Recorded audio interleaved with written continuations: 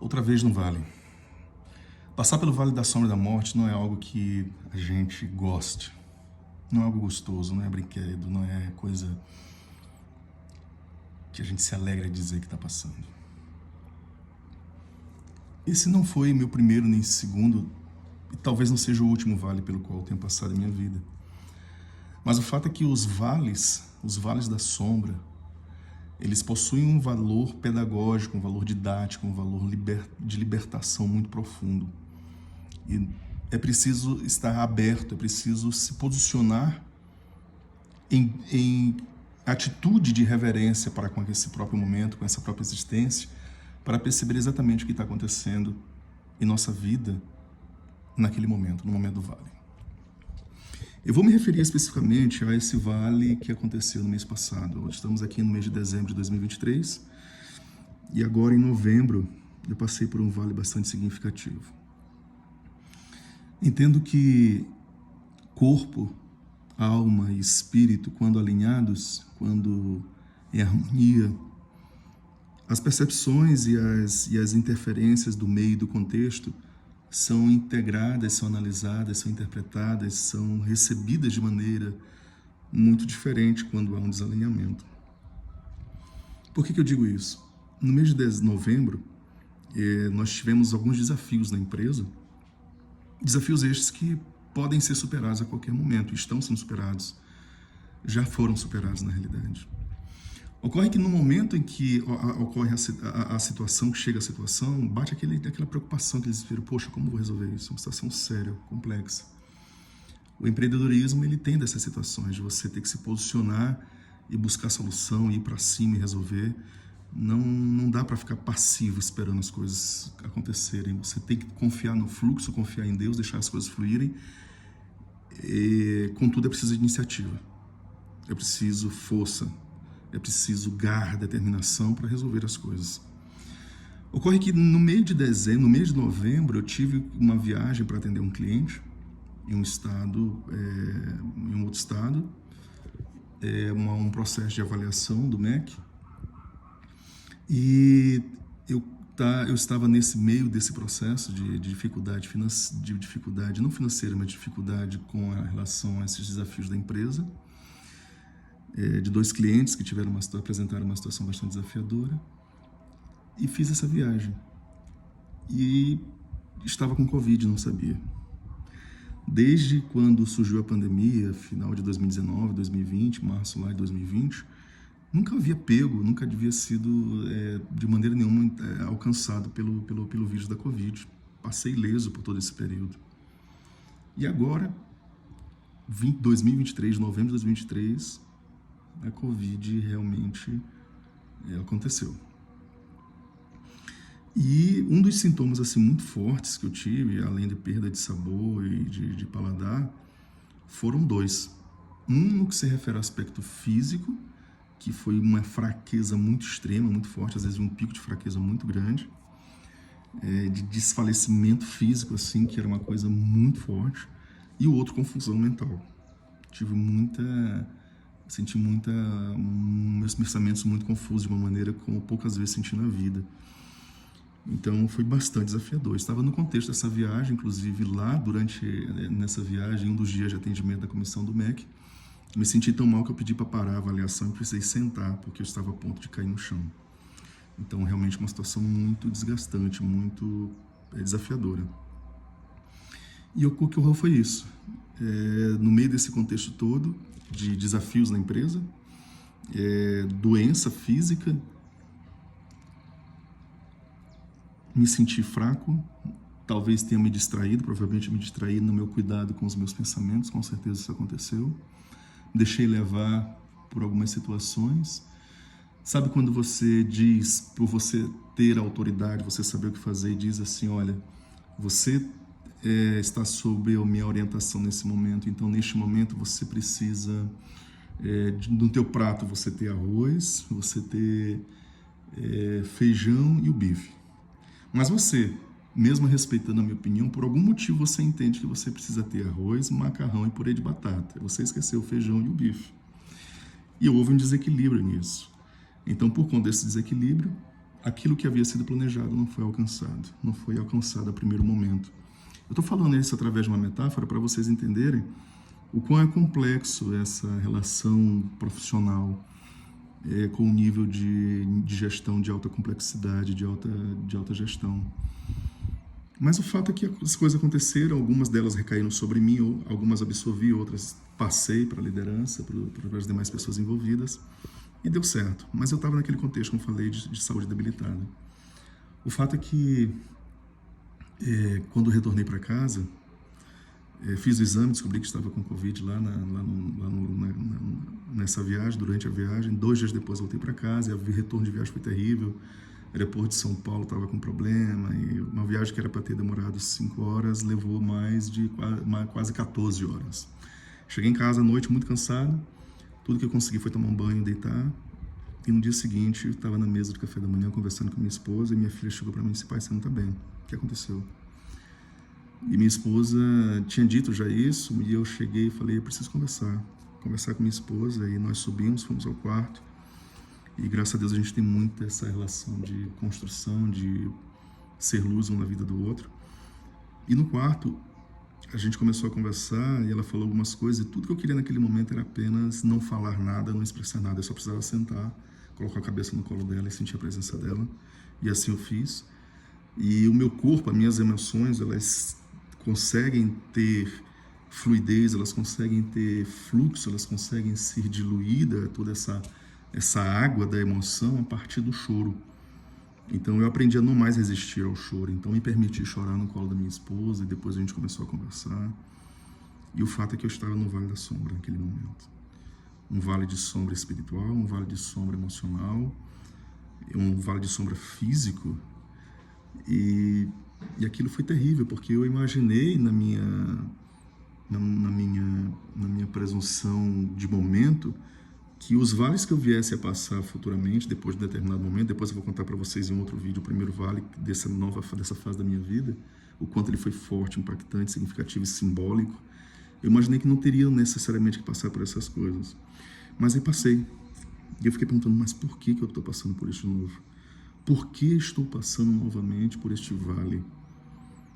E a questão é: existe um processo de reiteração cíclica dos aprendizados humanos que, como Jung fala, se a gente não passa por um próximo nível, por uma próxima etapa, você tem que passar de novo e repetir tudo aquilo para que você consiga amadurecer, você ter evolução no processo espiritual, emocional, energético, vital, seja o que for, para poder transcender e ir para um próximo nível.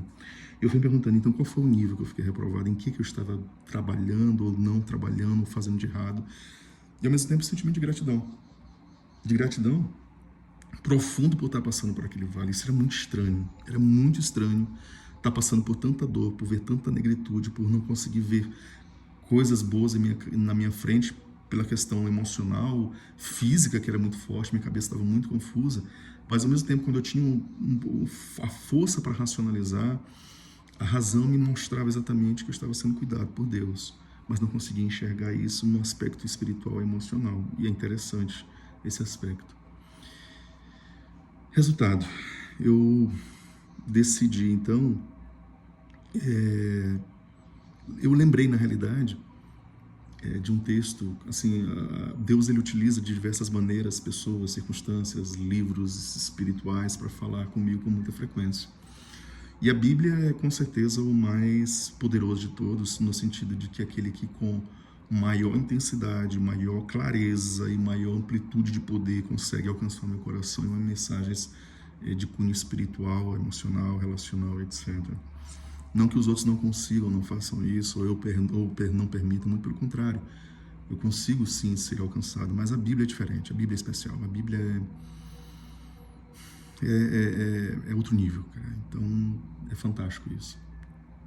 Lembrei de Eliseu, naquela circunstância em que Eliseu estava no vale dele, tinha acabado de conquistar uma grande vitória, e nessa vitória que ele havia conquistado, logo depois, ele ouviu a voz daquela mulher, Jezabel terrível, aquela mulher que falava como a voz de um homem poderoso, dizendo que iria matá-lo. Ele simplesmente sentou debaixo da árvore e disse: Deus, pai, me mata, me leva porque eu não aguento mais, me leva, me traz a morte aí, porque estou de saco cheio dessa vida, eu não quero mais saber disso não. E aí Eliseu estava ali destruído, no vale da sombra. E o texto bíblico é muito claro, ao demonstrar que Eliseu foi alcançado por Deus. Deus enviou anjos para conversar com ele, e seres espirituais, seres humanos, enfim, debaixo de uma árvore, né, debaixo do zimbro. E aquele zimbro é muito significativo, né, debaixo daquela árvore, a árvore do acolhimento, a árvore da relação espiritual. Quando as forças humanas se esvaem, vem um espírito e vivifica tudo aquilo. E diz para ele, ó, come e dorme. E Eliseu simplesmente comeu, dormiu, e depois se alimentou fisicamente, se restaurou fisicamente, dormiu, descansou. E depois que ele acordou para caminhar 40 dias. 40 dias caminhando com aquele alimento, com aquele pão, até chegar no monte de Deus, até chegar no lugar de encontro com o Pai. E aí isso é maravilhoso, né? Porque ao lembrar dessas coisas durante meu vale, eu disse, olha, eu sei que quando passar por isso aqui, eu vou estar no monte de Deus, eu vou estar... Essa é a promessa, essa é a esperança. Eu já passei por isso antes, já alcancei esse lugar e vou para lá de novo. É isso que eu quero. Eu sei que vai acontecer. Beleza. E acontece que nesse contexto, nessa circunstância, foi quando eu melhorei de saúde, comecei a me alimentar melhor, comecei a beber água, comecei a me recuperar fisicamente, tomei medicação, comecei a fazer a prática terapêutica, cuidei do meu corpo, relaxei, dormi. Alguns dias eu não conseguia ter força, simplesmente deitava na cama e dormia, não conseguia ter força para nada. Respeitei esse aspecto do físico, do corpo. E quando melhorei, no dia seguinte, eu lembro, uns 3 dias depois, eu estava melhor, me sentindo melhor, eu acordei, fui pegar e ler a Bíblia. E eu lembro que antes eu estava lendo o Evangelho de São Marcos, e relendo ali a história de Jesus no Evangelho de São Marcos, lembrando como Marcos ele apresenta Jesus como aquele que tem interesse na vida das pessoas, e ele não faz distinção entre judeus e gregos. Eu acho que entre judeus e gentios, né? Eu entendo que uma das intenções de Marcos foi escrever para esse público, talvez aqueles que estavam em Roma, enfim, independentemente de questões teológicas, doutrinárias, enfim, doutrinárias não, mas questões teológicas ou de escriturísticas, eu vejo que Marcos ele tinha uma intenção muito clara em mostrar Jesus como alguém próximo das pessoas. E tudo isso se evidencia desde o princípio, quando Jesus ele está ali logo no início do Evangelho, ele começa a ter o interesse de estar com as pessoas, estar com os doentes, estar com os pecadores, estar junto a essas pessoas. E mostra uma coisa muito importante que talvez seja um dos temas mais profundos e centrais do Evangelho de Marcos, que é a dureza do coração humano. Por várias vezes aparece no Evangelho de Marcos Jesus falando acerca da dureza do coração do homem, da dureza do coração do homem, do porquê certas coisas acontecerem estarem relacionadas à dureza do coração do homem. O vale estaria relacionado, eu comecei a pensar, a dureza do coração, mas eu pensei, poxa, mas o meu coração estava duro naquele momento, mas precisei passar 2 vezes pela mesma situação. E interessante que Marcos mostra Jesus na Bíblia, inclusive indignado, irritado e condoído, ou seja, com compaixão pela dureza do coração dos homens. E esses mesmos homens rejeitam Jesus, as pessoas da família dele, das parentes dele, da cidade dele, mas ele não desiste, ele permanece, ele vai firme no propósito dele, no sentido dele, e ele também é criticado e rejeitado pelos líderes religiosos, pelas autoridades, pelas pessoas, pela academia, pela universidade, pelas religiões, enfim. Jesus era rejeitado pelos religiosos daquela época, de um modo geral, essas autoridades, e Jesus ele mostra que ele tinha autoridade, e ele vai lá e começa a demonstrar de forma prática como ele lidava com a dureza do coração humano, e esse é o ponto principal. Se na minha cabeça começou a vir links de que a passagem pelo vale, de certa forma, estava relacionada com a dureza do coração, começou a esclarecer um pouco para mim naquele momento que a dureza do coração humano, ela tinha uma resposta, que era a forma como Jesus lidava com isso. Como Jesus lidou com a dureza do coração, inclusive dos discípulos. Por isso ele fala, vocês não compreendem o que está acontecendo. E lá na frente, em um segundo momento, ele fala, vocês ainda não compreenderam. Em um primeiro momento, parece que há um vale na vida dos discípulos ali, em que é relacionado esse aspecto. Em um segundo momento também. E o fato é que isso é maravilhoso, porque no Evangelho de São Marcos, ele traz 2 multiplicações de pães como símbolos evidenciados desse vale.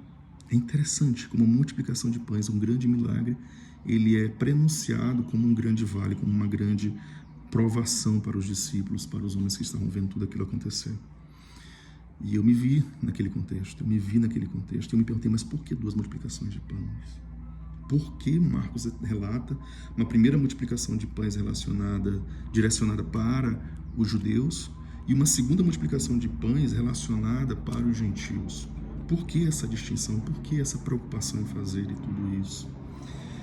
E o fato é que, além da expressa e da objetiva intenção de Jesus em estar com as pessoas, em alimentar as pessoas, Jesus querer ensinar e ficar juntos, é uma coisa muito importante. Marcos deixa muito claro que Jesus gostava de estar junto das pessoas, ele gostava de estar próximo daqueles que queriam estar com eles, e Jesus se compadecia dessa intenção dessas pessoas. Por 2 vezes é repetido isso, que ele gostava de estar junto, chamava para estar próximo e se compadecia. O coração dele se movia em direção às pessoas que gostavam de estar com ele. Aconteceu exatamente isso.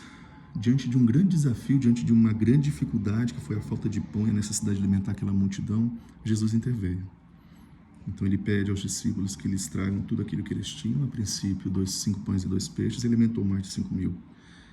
Na primeira multiplicação, na qual majoritariamente estavam judeus. Na segunda multiplicação, quando Jesus está se movendo ali pela região de Decápolis, a segunda multiplicação de pães já é para um público majoritariamente gentil.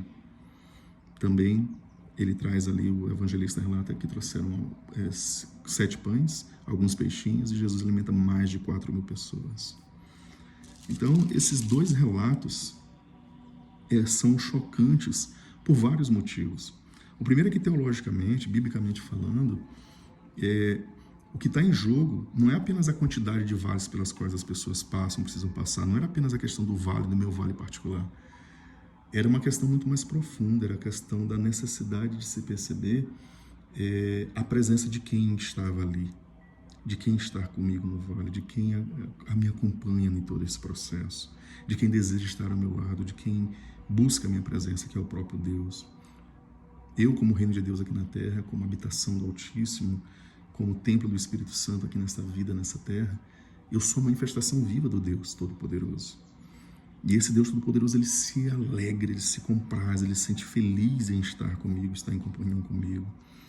E isso é algo fantástico, porque essa separação que há entre a humanidade e a divindade, ela não existe essencialmente. Nós estamos ligados a Deus de uma maneira que nós não entendemos e compreendemos, mas a nossa mente faz essa separação. E essa separação é um aspecto crucial desse texto, porque a separação que havia de forma mais imediata para os discípulos, qual era? Havia um grupo de pessoas que era merecedora, que eram judeus, e havia um grupo de pessoas que não era merecedora, que eram gentios. Os judeus eram chamados de puros, os gentios de impuros, os judeus de filhos e os gentios de cachorrinhos, de cães. E aí Jesus mostra de forma maravilhosa, inclusive pelo relato da mulher sirofenícia que está ali no meio, que a questão não é a nossa percepção acerca das diferenças que há entre as pessoas que há no mundo. A grande questão é como Deus interpreta tudo isso, e principalmente a oportunidade que Ele nos dá de interpretar como Ele interpreta. Aquela mulher, ela deu um exemplo que me emociona profundamente, porque enquanto ela procura Jesus, dizendo, olha, minha filha, está lá no Evangelho de Marcos, no capítulo 7, a partir do verso 24, ela diz, minha filha está doente, por favor, me ajuda, filho de Davi, diz Mateus. Um reconhecimento messiânico, e Jesus dá uma das respostas mais duras registradas em todos os evangelhos. É difícil perceber isso, como Jesus dá uma resposta dura para uma pessoa que estava buscando a sua presença. Ele diz, olha, não é tempo, não é hora, não é justo, não é lícito, inclusive a palavra ali não é lícito, é muito profunda na exegese do texto original. Não é lícito, não é correto, não é justo tirar desse momento o pão, a bênção que é destinada aos filhos e lançá-la aos cachorrinhos. E aquela mulher chega e diz assim, dá uma réplica para Jesus que nunca se viu em outro lugar. E ela diz, é verdade, Pai, o Senhor tem toda a razão, o Senhor sempre está certo. O Senhor sempre está certo, Pai. Não é justo, mas até mesmo do pão que cai da mesa, da migalha dos filhos, é capaz de alimentar os cachorrinhos. O problema não está nos cachorros ou nos filhos. A solução está na mesa do Pai, que é uma mesa farta. É uma mesa de graça, uma mesa de bondade, é uma mesa de amor, é uma mesa de verdade, é uma mesa de justiça, de acolhimento, onde não há separação entre gregos e judeus, entre bons e maus, não há separação, há apenas filhos que buscam a presença e a comunhão com o Pai, que ouvem esse chamado do Espírito.